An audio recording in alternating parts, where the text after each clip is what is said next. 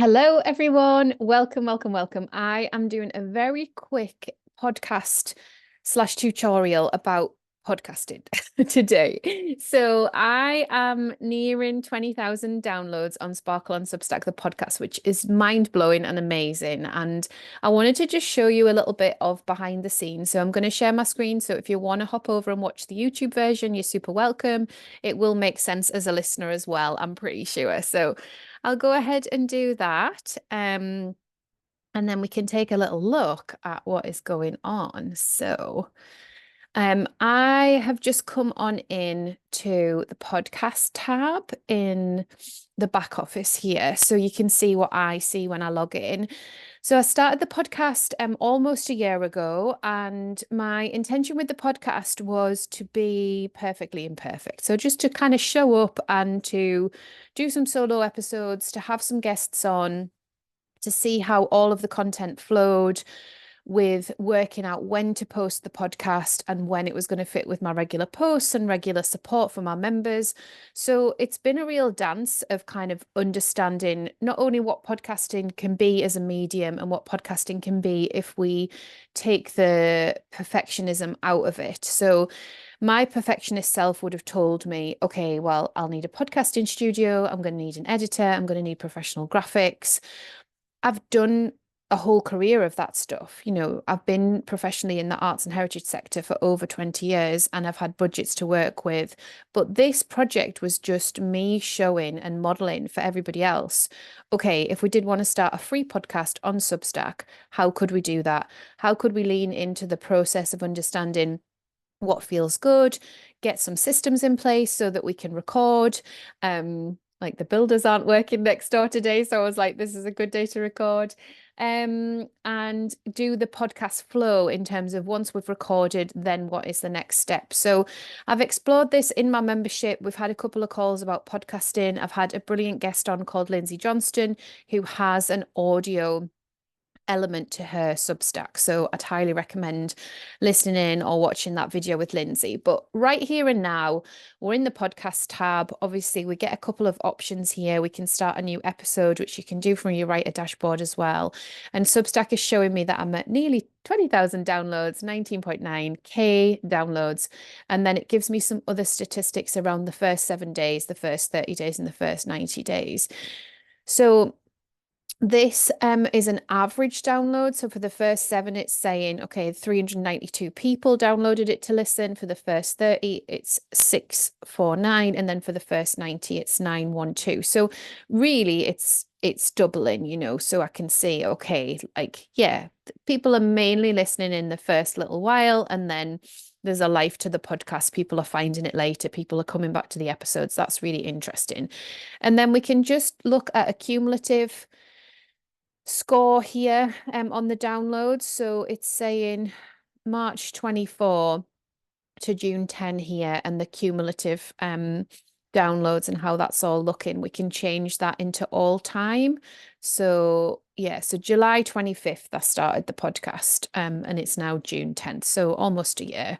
So we were at 0 here, and then you can see we just goes all of the way up, and you can see it's incremental. It's been gradual. So it's been pretty much a steep curve of growth for the whole time. So there's a few sort of flat lines, which is probably where I stopped posting, I would think, but who knows?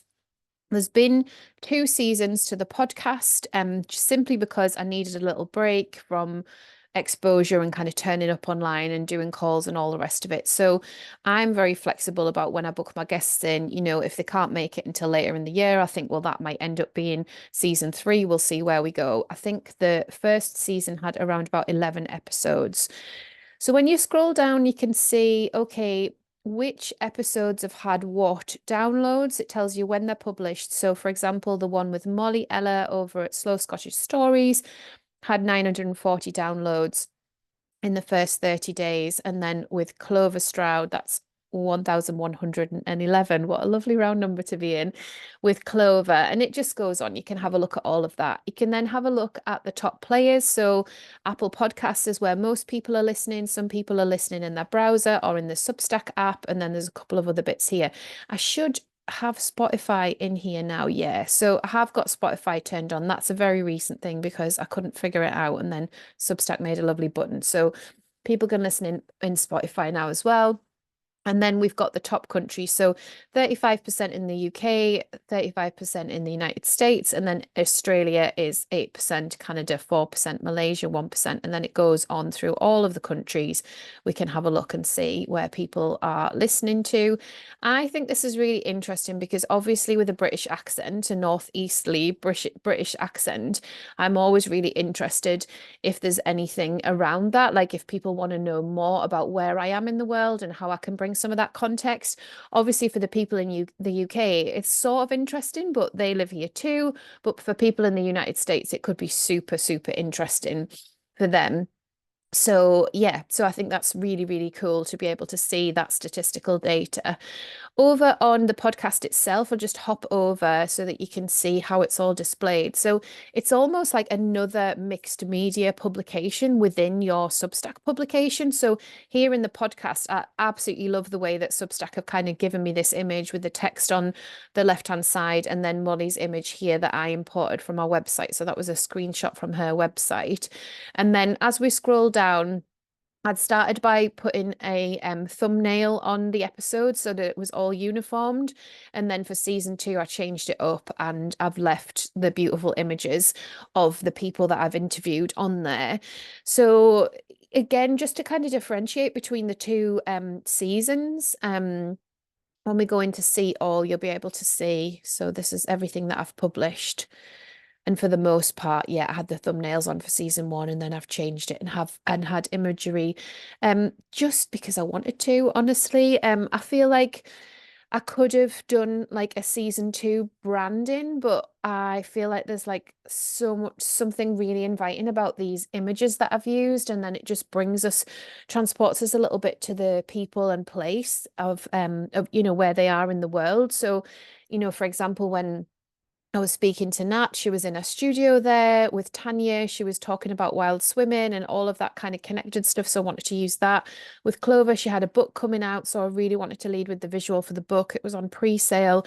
And then Molly, again, like just positioning where she lives in the world. So that's been really nice to do.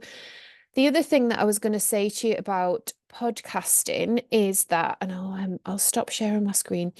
I've got a bit of hay fever today. Sorry for me sniffing. So the other thing I was going to say to you about podcasting was that when you put podcast content out, there won't be so many comments as there might be with a normal post or with a chat thread or with another thread. Comments are quite slow on podcasts, and they can come outside of that kind of launch window. So when you put the podcast out, you might get a couple of people that jump straight in and want to listen, and you get some other people further down the line. But usually the comments on my podcast are sort of under 10, whereas my posts can get hundreds of comments and we can get a real conversation going. So for the next few episodes, I'm going to try and encourage more conversation on the podcast, but I also feel that it is a conversation in itself and it's a medium in itself, and it's very lovely to be able to just listen to a podcast and feel like you don't have to participate in anything more than that. You've listened, you've been an active listener, you've taken what you wanted to take away. For me, I've been using Cast Magic. So it's an AI tool where you upload your podcast and then it gives you lots of summary information about the content of that podcast. It also gives you the option to kind of make social media graphics and that sort of thing.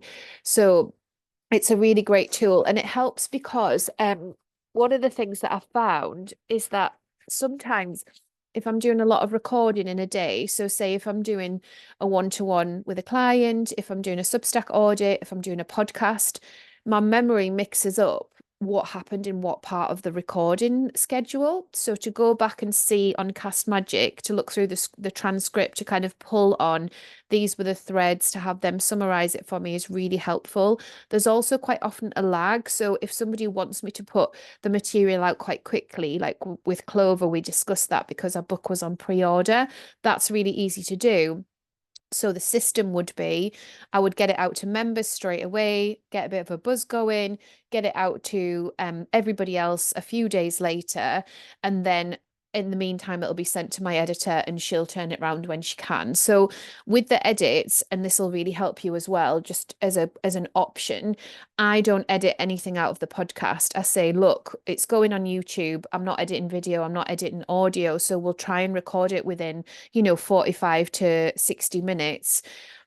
Now, if I was more of a journalist and had more of a journalist background, there would be edits go on, but I'm not. I'm just me and I'm doing my thing and I really enjoy doing it. And I think if I had to spend a lot of time working out how to edit it, it would first of all hurt my brain because my brain doesn't work like that. I just want to share the authentic conversation as it was. And secondly, it wouldn't fit with my flow. So I would end up doing, maybe 3 podcasts a season, not like 10 or 11, because I simply don't have the time to look at the material again in that much depth. Once we've had the conversation, I just want to share that authentic conversation. So it goes out as a YouTube unlisted, so nobody can search for it on YouTube. And then it would go out to my members if I thought it was particularly important for them and their journeys.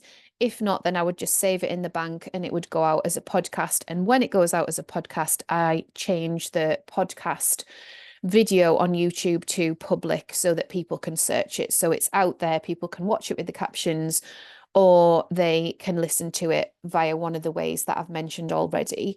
In terms of podcasting as a medium, I really love audio on Substack. I think it's a beautiful invitation for us to sit down and really connect with people from where we are in the world, from where we are in our homes, if we're using our homes for work. And it offers really deep connection. I feel very connected to people that I've listened to, and I don't listen to a ton of podcast content, I'll have to be honest. But when I do, I feel deeply transported and I feel like there's an invitation to put everything else down and stop multitasking and just listen to what's going on. So yeah, all in all, it's been a brilliant 11 months. Podcasting, I've learned a lot. I've shared more about the systems, the process, the microphones, where I record, and my approach to recording as well over in the membership. So do hop over if you want to see any of those. I'll link them so that you can click right into them and listen to those tutorials and read some of that information as well.